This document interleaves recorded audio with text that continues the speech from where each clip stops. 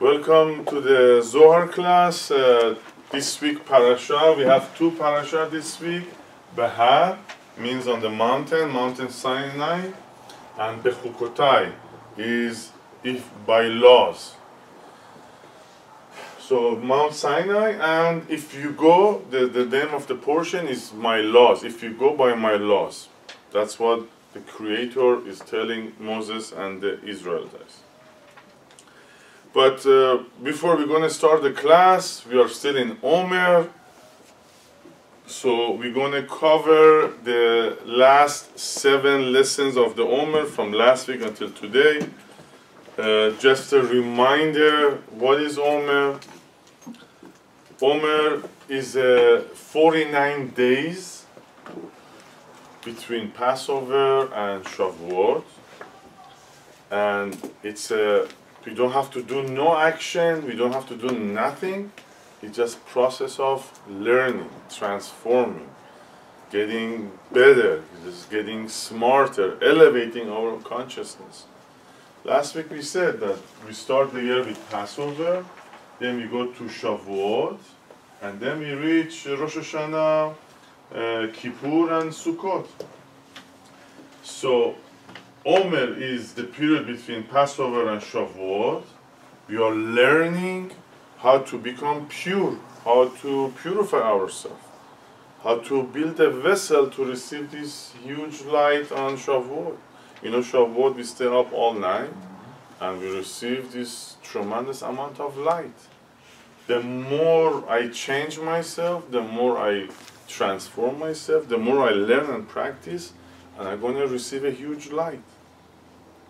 And we said it's going to eventually affect us on Kippur. How is it going to affect us on Kippur? Kippur is a judgment day.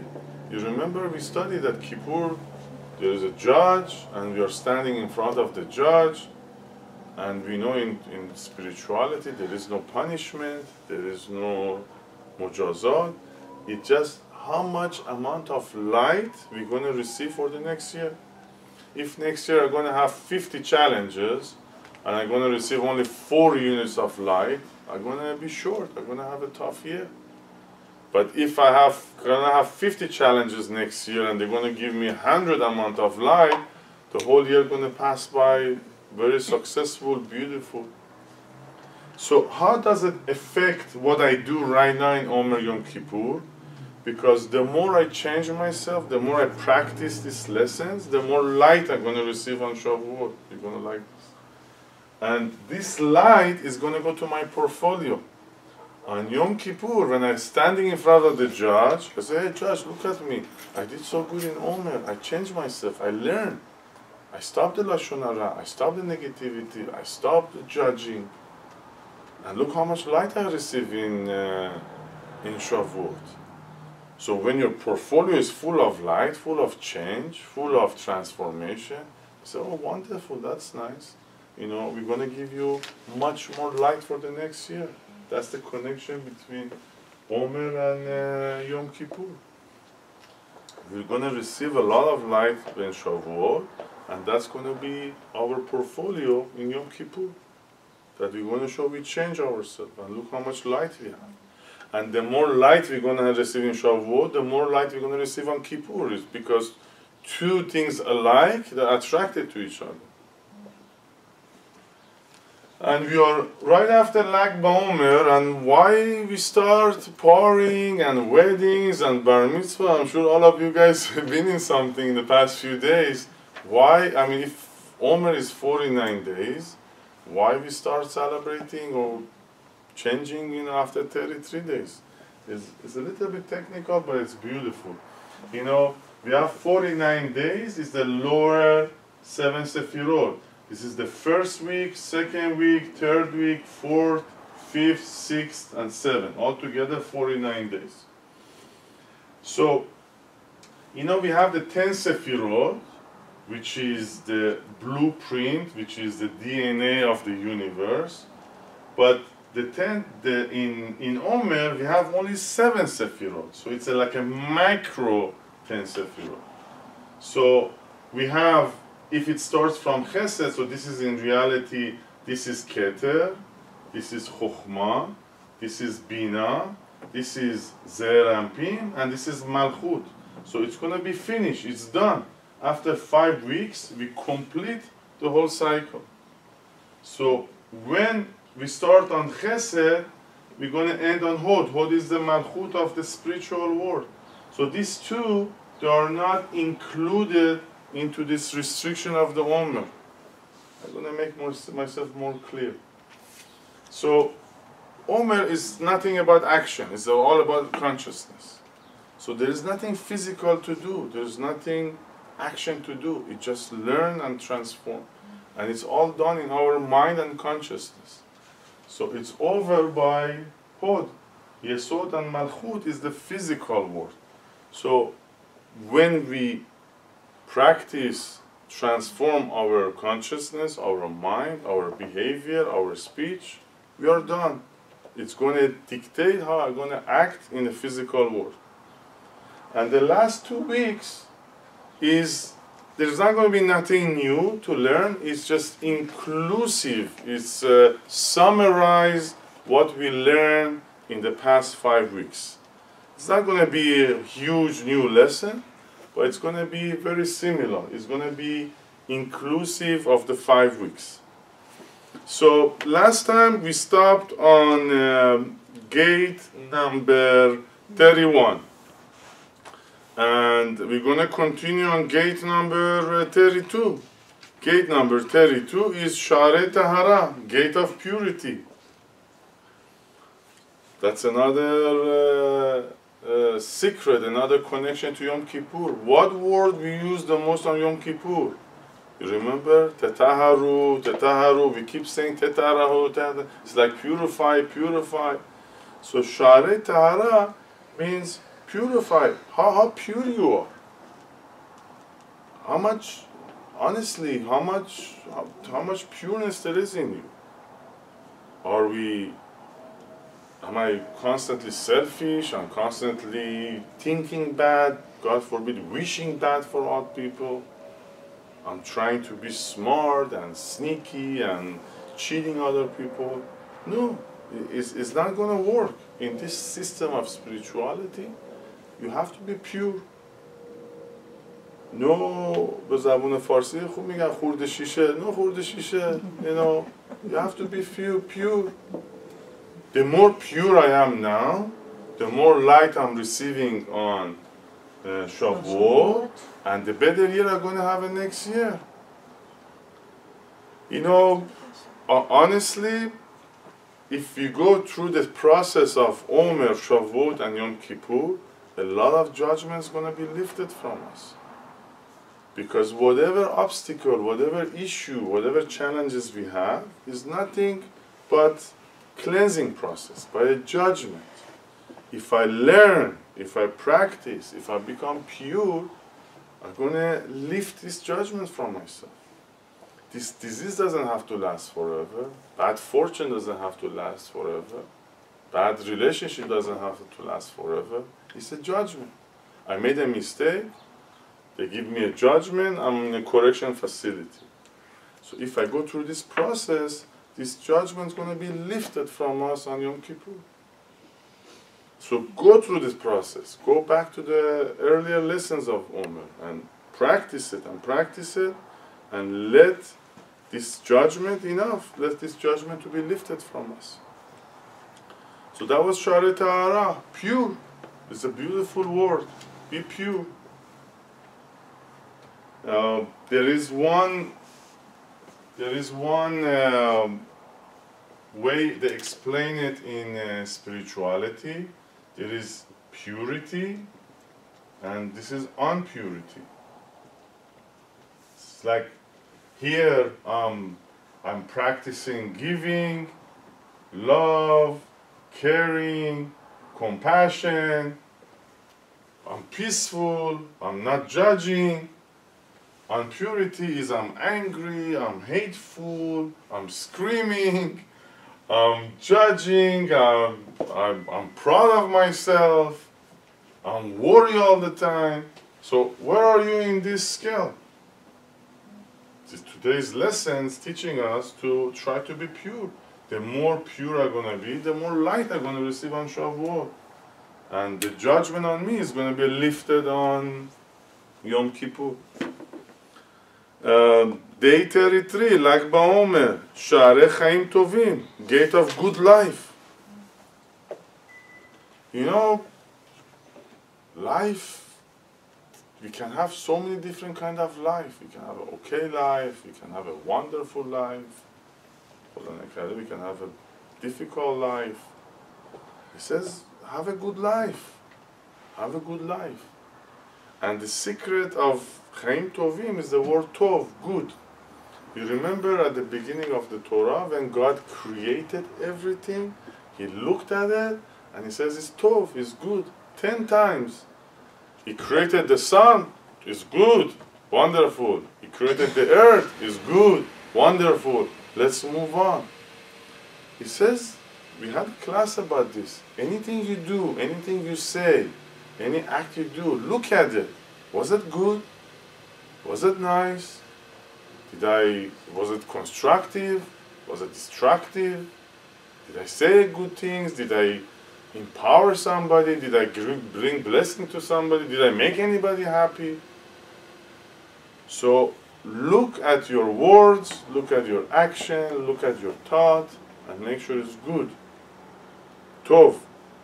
And when little by little we're practicing and we're getting better and better and better, then after some time, after a while, we're going to see everything I do is good and my life is going to be good. So the choice is ours. Choose a good life by whatever I say and do and think is good, Tov. But the secret is to look at your actions. You have to be responsible. That's one of the reasons our eyes is above our mouth, to see what's coming out of my mouth.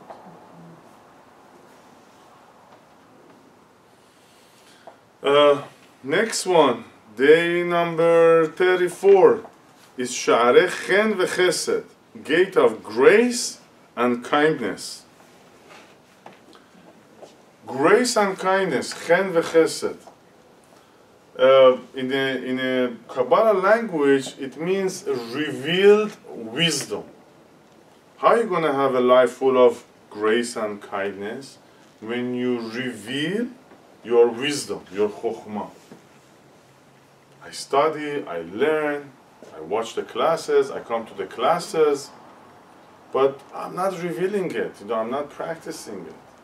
Yes, I know Lashon Hara is bad, I know judging is bad, but tomorrow when I go to my work, I start judging, start saying Lashon Hara. So, learning is good, practicing is good, studying is good, maybe reviewing it is good, but until you don't reveal it, until you don't bring it to the physical world, it doesn't mean much. So we need to reveal our wisdom. The way I act, the way I speak, the way I answer questions, the way I ask questions. Reveal your wisdom. Wisdom is not a diamond you're going to hide it in the safe. You have to reveal it. Next one. Sha'arei Chokhmah, gate of wisdom. Wow, that's my favorite. Chokhmah, wisdom, over and over in these classes we talk about wisdom. We need to learn. We need to learn about the secrets, learn the blueprint of the universe, which is the Torah. We have to add to our wisdom. There is no hocus pocus, there is no magic. We have to add to our wisdom, Chokhmah. We all have children and they went to university. There is no way you're going to graduate without having the wisdom of what you're studying. Add wisdom. Commit to learn. Put time, make an effort, watch the classes, read your notes. Add Chokhmah. And the whole purpose of Chokhmah, you see Chesed comes right after Chokhmah. It's right below it.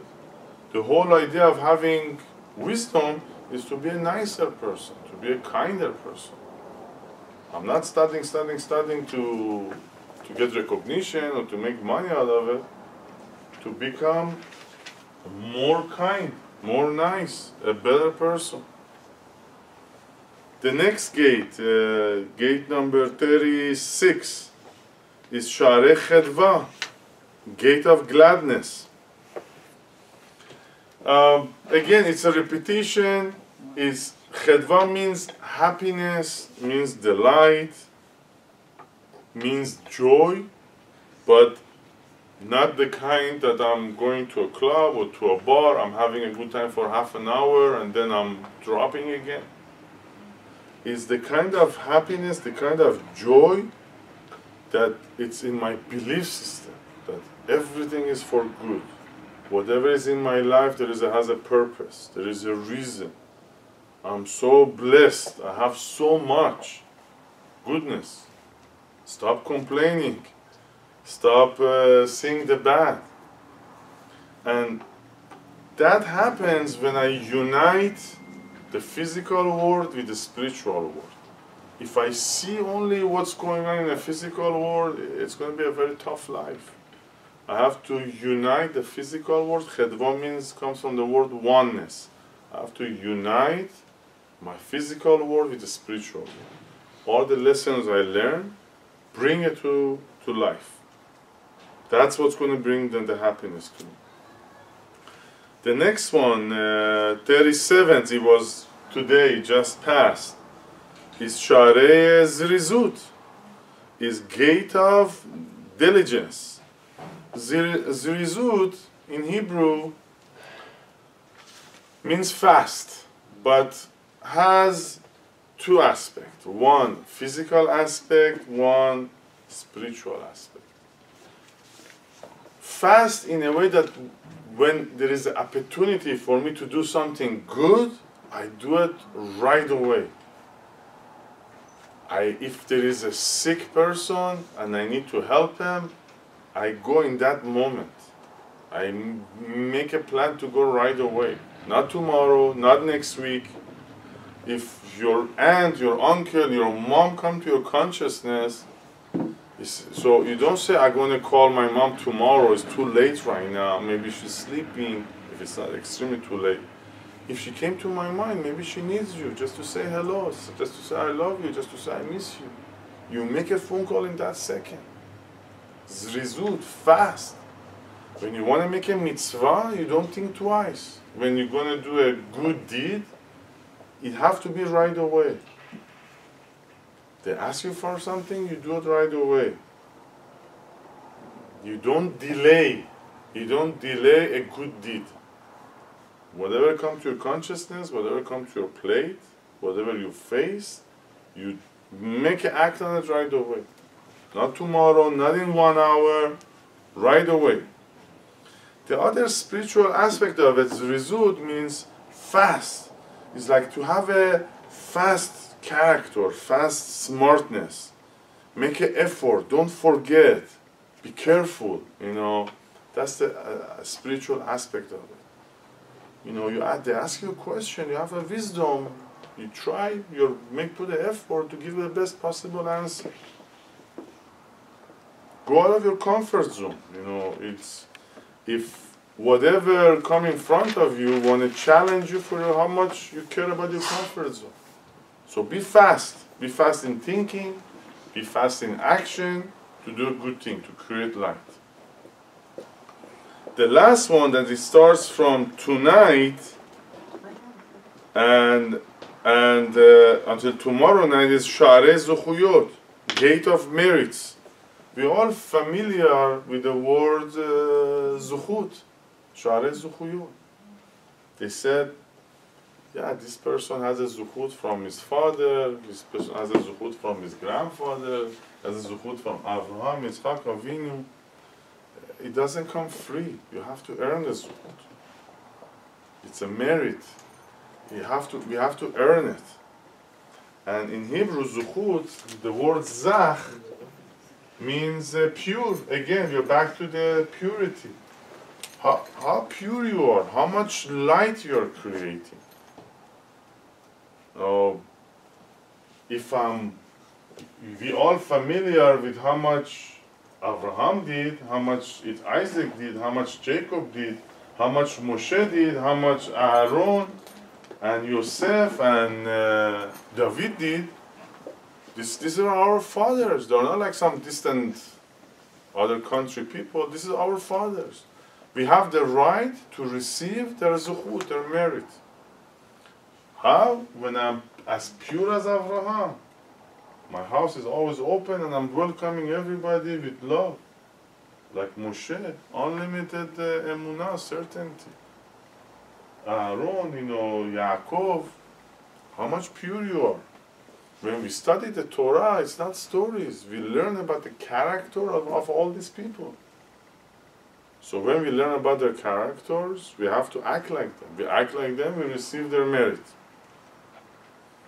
So from tonight until tomorrow night, I want to practice to be pure, to act like my fathers in order to receive their merit. This was the lesson of Omer for this week. After the class, we're going to recite the blessing for tonight and tomorrow. And what gate is this, Keyvan? Zuhuyot, merit. Zuhuyot, merit. Okay. From tonight until tomorrow night,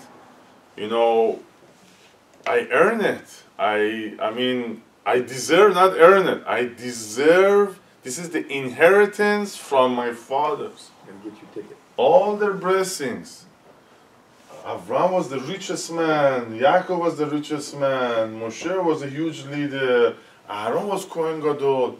We inherit from our father, right? We inherit their money, we inherit their name, we inherit their property. Whatever they achieve is our inheritance also. But we have to be worthy of it to receive it. But how worthy? By being pure. These people, they were angels. They were very pure. So we have to act like them to receive our inheritance. Okay, we are here at the portion Behar.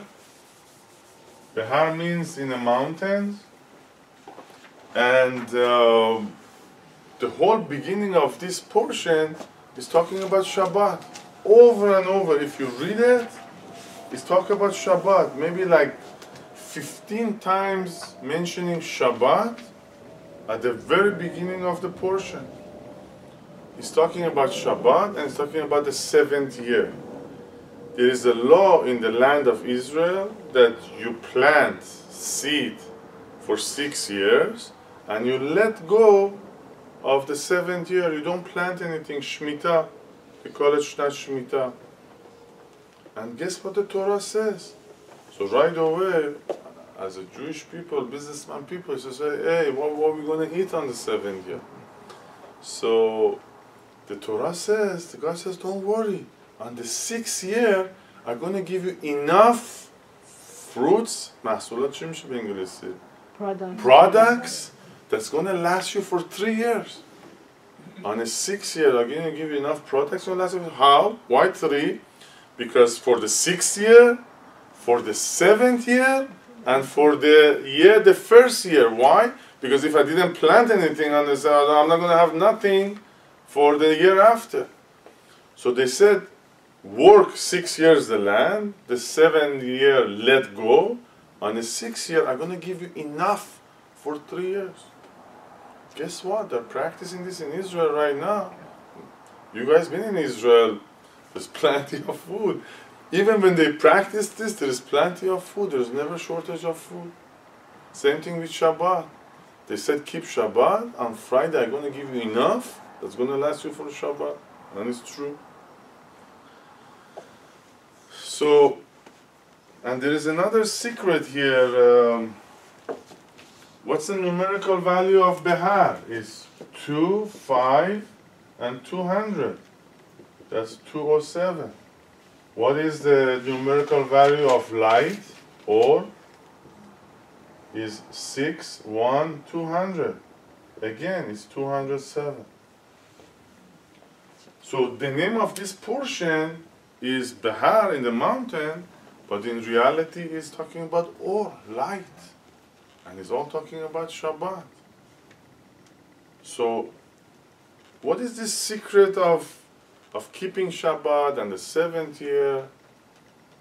The Zohar says the secret is by letting go. Let go. You know, we are in a business of making the Creator our partner. Our partner. And He's going to protect us, He's going to rejuvenate us, He's going to take care of us. But if I'm constantly working, if I'm constantly busy, if I'm the one in charge of my life, so I don't give Him a chance to become a partner. So on Shabbat, we let the light to come in, to become our partner. On the 7th year in Israel, we let the Creator come and become the partner. So, how is this letting go works? You know, on the Zohar give us like few beautiful examples from the nature. What we do at night when we go sleep, we let go, right? We let go the computers, we let go the business, we let go the family, we let go the TV, we let go of thinking. Thank you very much. So this system, and how we wake up in the morning, if we go sleep with the right consciousness and we say the Shema of the Mitzvah, we wake up like a tiger. I go sleep tired, all my body hurt, ache. What's this miracle? How come I woke up in the morning, beautiful, I'm singing in the shower, I'm feeling good. So what happened between that tired body until the morning I wake up? I let go. It's a huge secret. When you let go, the energy of the Creator comes in. They call it a rejuvenation. What happened to us when we go to sleep? We rejuvenate. Charging. We're charging. Thank you very much. Come every class. So we are charging, we are rejuvenating. Have we done anything? Did we eat anything when we were sleeping? Did we exercise? We haven't done nothing. We just let go everything. Shabbat, for 5,000 years, you know, we love Shabbat. Shabbat Kadosh, Shabbat this, Shabbat that. Why? Because we let go. We let go business, we let go TV, we let go, some people let go writing. So we let go. The more I let go, the more I make room for the light to come in, to have a partner. You experience Shabbat with us, you know, I mean, most of you. You don't feel rejuvenate after our Shabbat? You don't feel like a new person? You don't feel like, oh my God, you know, where all this energy come from? So, there is a formula in the nature that when you let go, you charge yourself and you rejuvenate yourself. There is another example. We know every part of every cell in our body, everything in our body, every 7 years again, rejuvenate. 7 years from now, nothing in my body is going to be the same. All my bones, every skin, every gid in Hebrew, everything rejuvenates itself every 7 years. It's not amazing? Why not 6? Why not 8? So every 7 years, my body rejuvenates also. So what the cell in our body says, it says, you know, I did my job, I let go, I'm going to let a new one comes in. God forbid, Khoda nakarde, what? I don't want to say the name of the disease. That's those cells, they don't want to go away. Not only they don't want to go away, they keep multiplying. Because they don't want to let go. They're so attached. So our body says, okay, you know what, I'm going to let go, I did my job, I'm going to let a new one come in. But that disease says, you know, I don't want to let go, I want to stay here. I want to stay here and I want to even multiply. So, if we bring this consciousness of letting go, we are giving ourselves a chance to rejuvenate, to charge ourselves, to bring newness, to bring good energy to our life. Now, what is let go? Let go sounds easy, sounds good. But what is let go? Let go means if I'm worried all the time, what's going to happen to me in 10 years? What's going to happen to my children? You know, are they going to become a doctor or not? You know, so if I'm constantly worrying about my financial, about my health, so the opposite of letting go is control. If I'm controlling everything, that's the tikkun of Scorpio. If I want to control everything, I'm not giving myself a chance. I'm the opposite of letting go. I'm not letting the Creator to be my partner. I'm worried about this, I'm worried about that. Worriness means that I'm in control. I'm worried, tomorrow I want to make sure it's going to happen. That means I'm in control. You're not letting go. The other example for letting go, anger. Anger is like total control. Didn't happen my way, I don't have no control over it, so I'm getting angry. You don't listen to me, I'm angry. Angry is attempt to get control.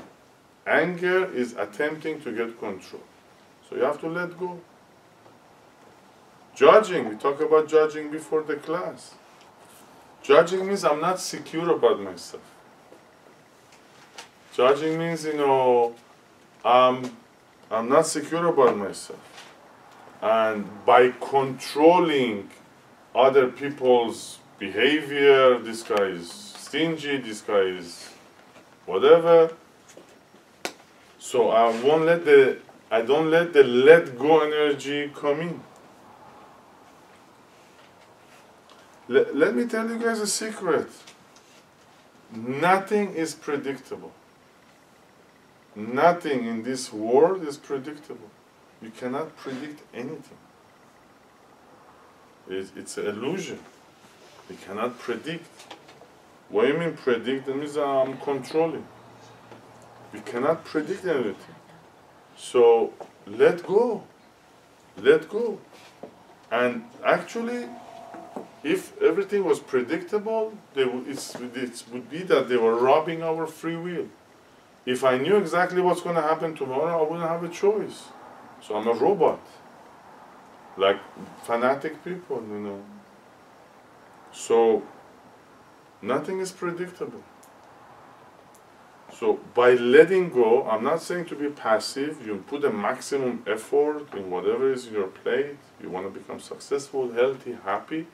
But there's a lot of things that are out of our hands. You have to let go. In spiritual language, they said powerless. Where you are powerless, you let go. You let the light to come in. As long as I want to hold it in my hand, or as long as I want to feel it, as long as it's mine and it's my life and my future, I'm controlling. I'm not letting go.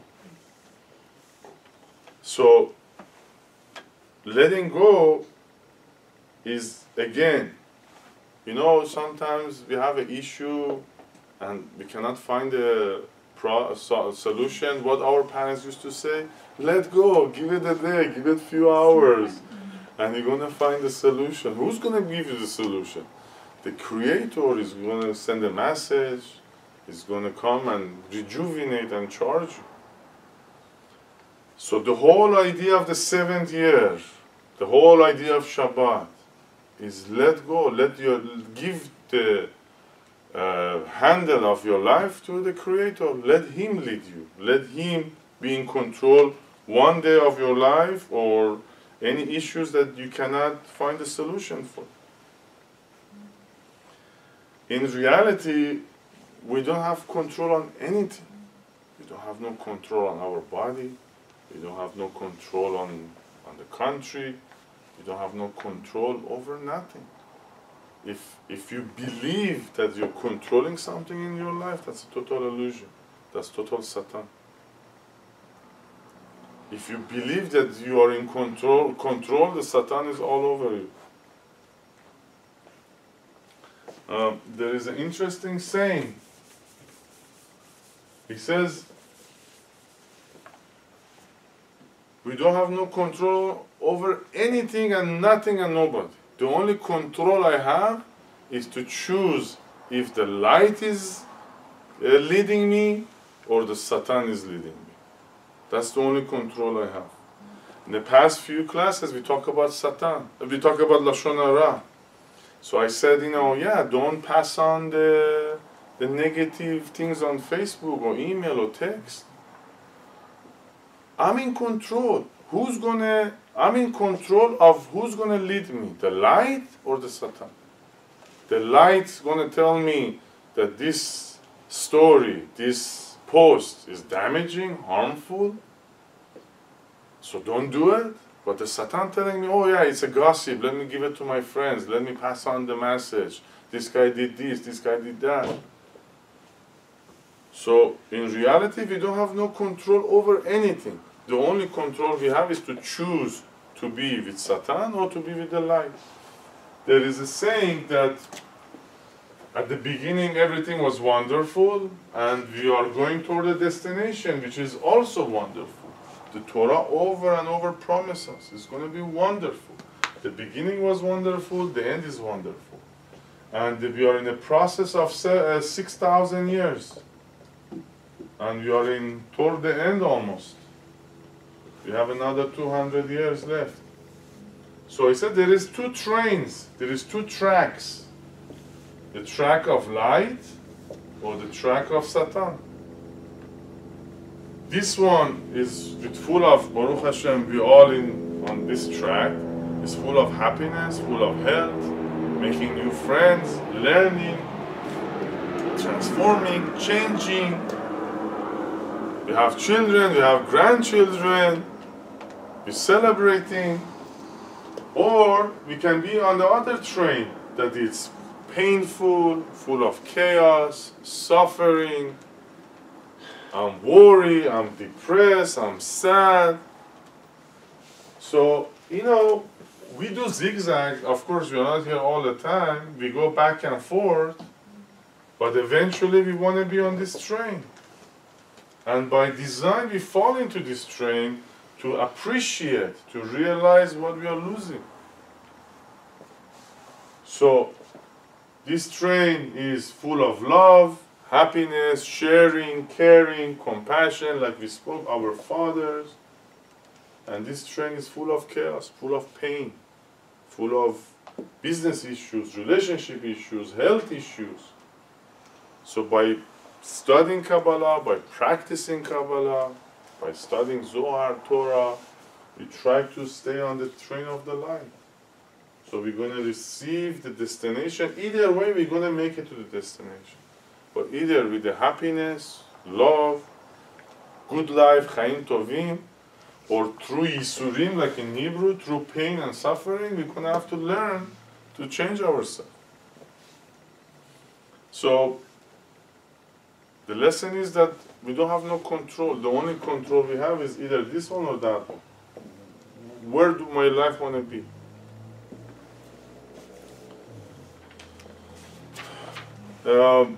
That was the first portion of the Torah, Behar. Now we're going to move to the section of Behukotai, the second book we're going to read this Shabbat. What was the meaning of Behukotai? Behukotai means laws. And the Torah starts in Behukotai, if you go by my laws. The Torah starts, I'm going to read it for you guys. We are reading from the Torah.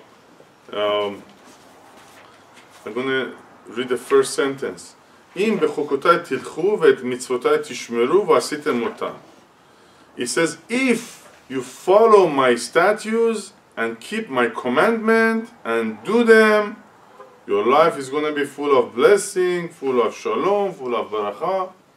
And if not, it's going to name all the curses. This section is famous for curses.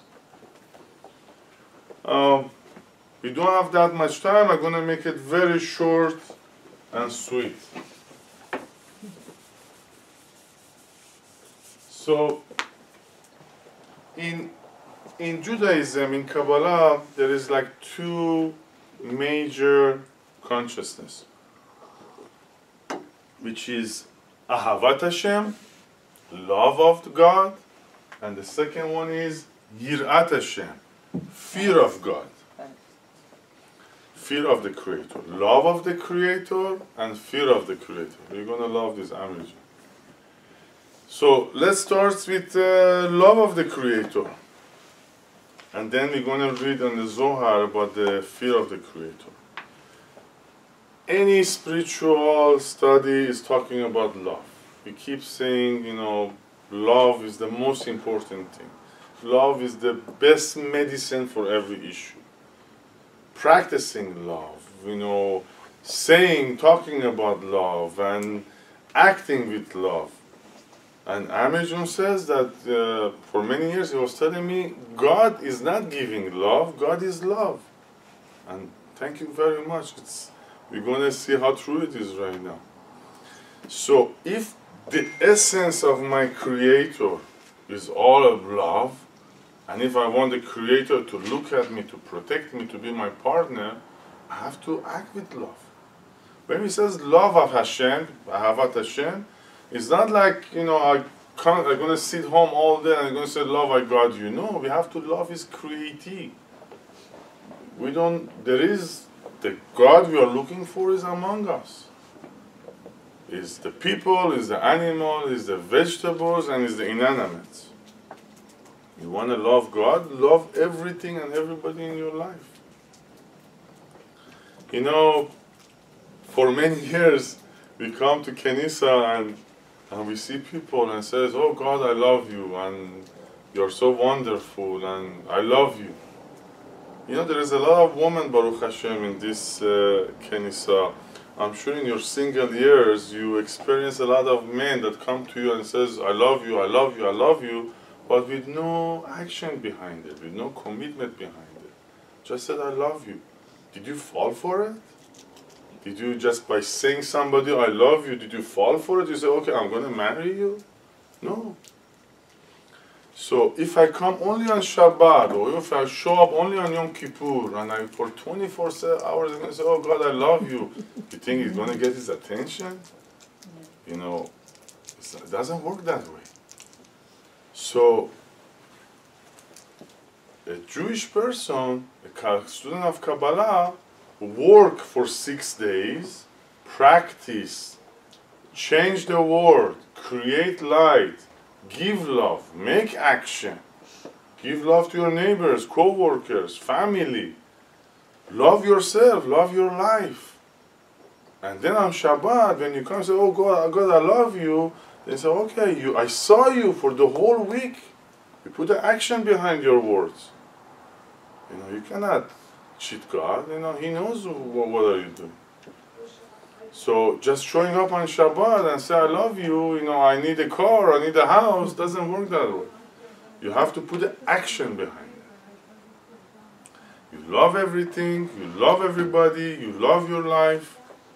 I spoke with Amijun this morning. I had a very emotional conversation with him. Today, this is his grandchild's birthday.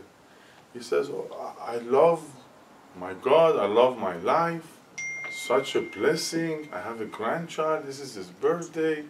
He said, I don't even deserve this, what he gave me, but I love him. I love everything in my life. Everything is so beautiful. Everything is so perfect. And he's one of the person that he had the biggest challenges in life. So, you don't have a perfect car or perfect house. You're going to stop loving life? Kidding me? Or, you know, you have to love everything and everybody, and then you're going to have the Creator, your partner. Now, let's say why they say that Creator is all love. The name of the Creator is Yud, Hey, Vav, Hey. How do you say love in Hebrew? Ahava. Ahava. So we have Aleph, Hey, bet, hey. You see the similarity? So, in ahava, love is in a physical world. Yud Hei Vav Hei is in a spiritual world. This is Talmud 10 Sefirot. This is the study of the 10 Sefirot. So the Heys are the same, we see it, but the Yud in a spiritual world is the Chokhmah, is the Sefirah of Chokhmah. And the Vav is the Zer and Pin. So we have a higher identity as a Yud, which is the source of the light. This is the Hey, and this is the Vav, and this is the last. But in a physical world, how the love show itself? Like again, Amijun says, the Torah is a love letter between us and the Creator.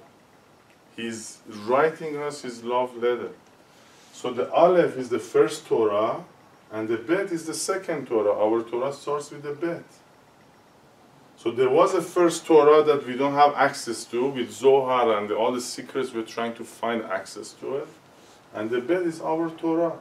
So Aleph, again, in the 10 Sefirot is the Chokhmah, is the first Torah that we don't have. And the Bet is the second Torah that we have, is the Zer and Pin, teaching us how to have all these qualities. So in reality, love and the name of the God is the same thing. So when they say that love, God is only love, Khoda faqat ishq, it's true. This is how the Hebrew word works.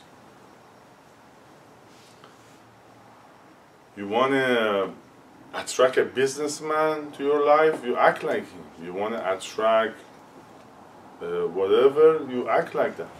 You want to attract the Creator, which is only love and compassion and mercy and care. I have to act with love, compassion, mercy and care to bring him to my life.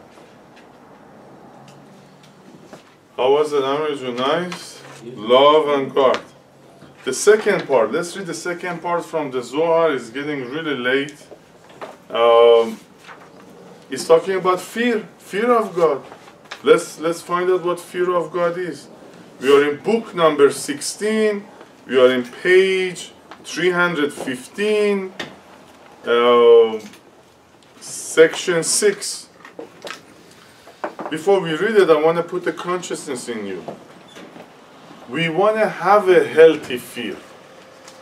If I don't have a fear, I go rob a bank. If I don't have a fear, God forbid, we can go kill somebody. But we are afraid. 615, section 6. But we are afraid to go to jail. We are afraid to get punished. So we don't do a lot of physical actions. But in our consciousness, we think, oh, we are free. We can judge, we can lie, we can cheat, we can curse, and nothing's going to happen to us. No. Same rules of the physical world works in the spiritual world. If you lie and curse and cheat and do Lashon Hara, there is a consequence to it. We don't see it, they don't take us to jail, but it shows itself in all the challenges, difficulties, obstacles we have in our life. So we have to have this healthy fear of not doing bad, of not saying bad, of not acting bad. So fear of God is not I'm afraid of God in the sky, I'm afraid of my own action. I should be afraid and aware of what I do. So we're going to read this section with this consciousness that I'm going to have a healthy fear that's going to keep me from not acting in a negative way, not saying negativity, and not doing negativity. If you don't have the book, just follow me, and we're going to read in English also. To patach Rabbi Elazar, ki tikne eved ivri shesh shanim ya'avod v'chulei, begin dechol bar Yisrael, te'et gazar. You know what? I'm sorry, we're in the wrong section. Here we go. We are in page 317, section 10. 317, section 10. 317, section 10. Hahat avdu et Adonai beyir'ah. The fear is yir'ah. See how many times it's going to say yir'ah, which means fear. Hahat avdu et Adonai beyir'ah. Ma'u beyir'ah?